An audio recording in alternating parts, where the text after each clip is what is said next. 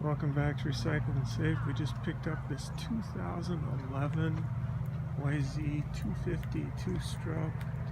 Has a lot of aftermarket gadgets and goodies on it. Started right up, seemed to run real well. Brand new tires. I don't know if you can see that, front and back new Dunlops. Aftermarket Pro Taper triple clamp, Pro Circuit pipe, Pro Action suspension work, aftermarket plastic and stuff like that.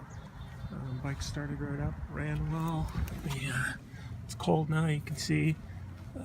Choke it. See if I can get it fired up quick.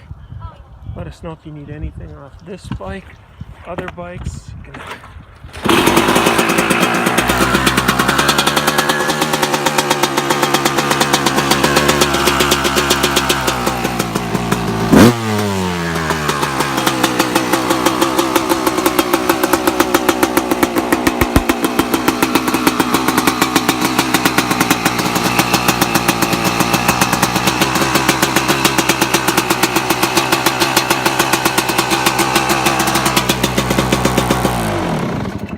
let us know what you need off this bike, other bikes.